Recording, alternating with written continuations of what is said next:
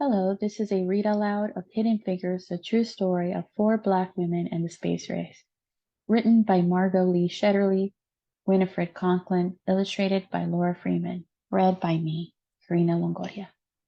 Dorothy Vaughan, Mary Jackson, Katherine Johnson, and Christine Darden were good at math. Really good. In 1943, the United States was at war, World War II.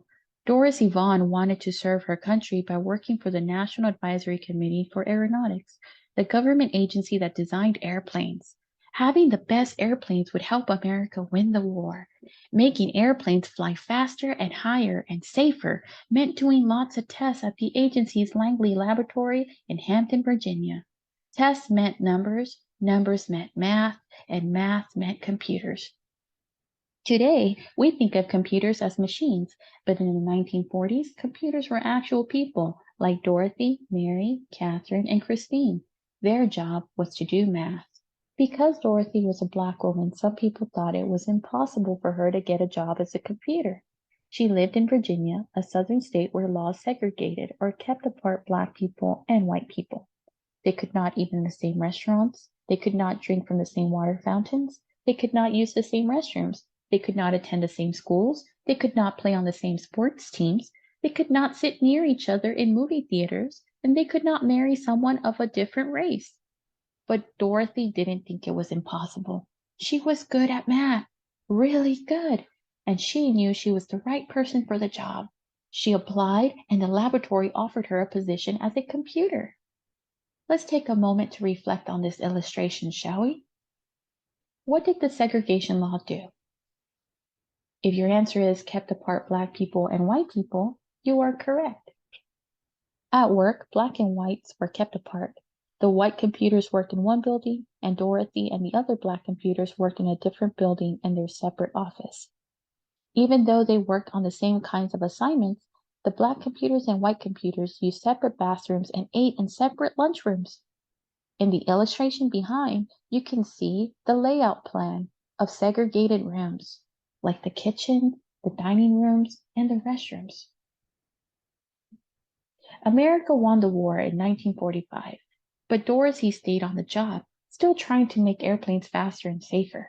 By 1951, the Americans and the Russians were competing to see who could build the best planes. That meant more experiments and more numbers, lots and lots of numbers. And more numbers meant the need for more computers. That's when Mary Jackson got a job as a computer at Langley. She worked in a group that tested model airplanes in wind tunnels. A wind tunnel was a machine like a huge metal box with a powerful fan attached. Mary put model airplanes in the wind tunnel and blasted them with air from the fan. This experiment helped her group improve their designs on the models before building full-sized airplanes. Mary wanted to become an engineer, but officials said it was impossible. Most of the engineers at the laboratory were men, and to become an engineer, Mary needed to take high-level math classes, but she wasn't allowed to go inside the white school where the classes were taught. But Mary was good at math, really good, and she refused to give up.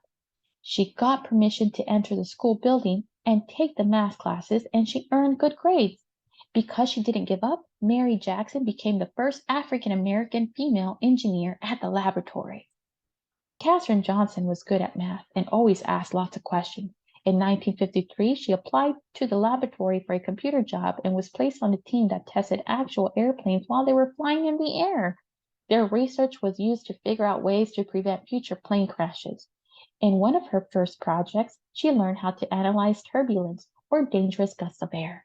No one knows how many lives her work may have helped save.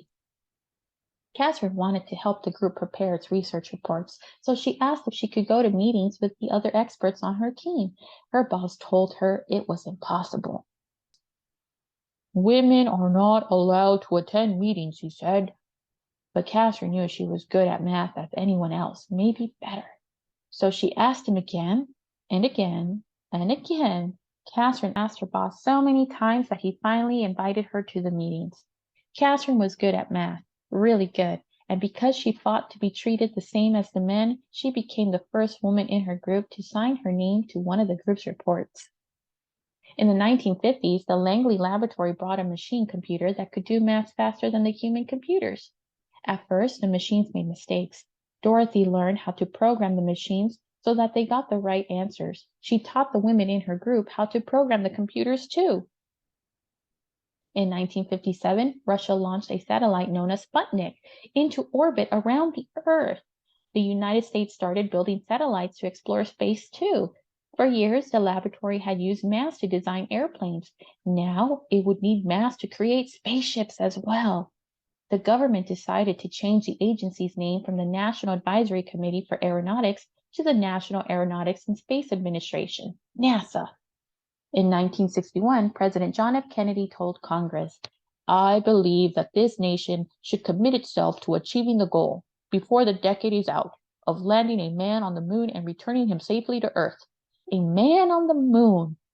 But the first step to getting a man on the moon was to send an astronaut around the Earth. NASA was going to need to hire more space experts and more people who were good at math. Really good. Let's take a moment to answer a quick question, shall we?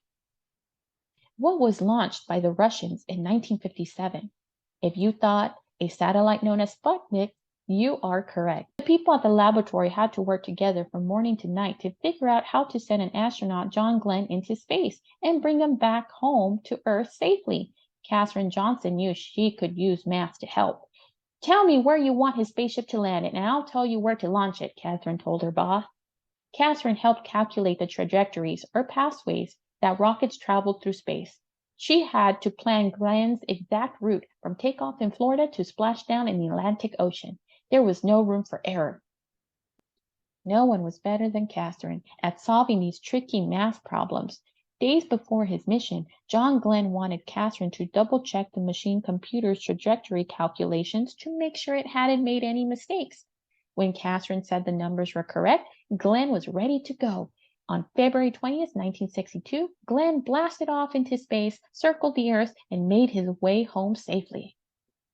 Meanwhile, laws began to change so that black and white students could go to school together. Blacks fought for the right to sit beside whites on buses and drink from the same water fountains. At the laboratory, black and white computers started working together in the same offices, eating at the same lunch tables, and using the same bathrooms. Black and white moviegoers could sit next to each other in the same theater. Across the country, people started to think about ways to bring equality to all Americans. Christine Darden was good at math, and she loved electronic computers. She started working at the Langley in 1967. Christine wanted to become an engineer, and thanks to Dorothy, Mary, and Katherine, she knew it was possible. Eventually, she became an engineer for supersonic airplanes, planes flying faster than the speed of sound. But her first job was to help with NASA's mission to the moon. The people at the laboratory prepared for years to send astronauts to the moon, about 238,900 miles away from the Earth. Finally, on July 20th, 1969, the world watched as the three men arrived at the moon in their Apollo 11 spacecraft. "That's one small step for man, one giant leap for mankind," said astronaut Neil Armstrong when he stepped onto the dusty surface. But it was also a giant leap for Dorothy, Mary, Katherine, Christine, and all of the other computers and engineers who had worked at the laboratory over the years. The moon landing was a success from takeoff to splashdown, but there was no time to rest. Once NASA landed astronauts on the moon, the people at the laboratory began dreaming of sending humans to other planets such as Mars or Jupiter or Saturn. They started to imagine hyper-fast space planes that could travel around the Earth at 7 times the speed of sound. The next adventure wouldn't be easy and would require lots of tests and lots of more numbers. But Dorothy, Mary, Katherine, and Christine knew one thing. With their hard work, perseverance, and a love of math, anything was possible. Here are a few of my citations. I used Canva for my PowerPoint. I used the amazing book of Hidden Figures by Shetterly, Conkling, and Freeman, and also used Sora for the illustrations. Thank you so much and have a wonderful day.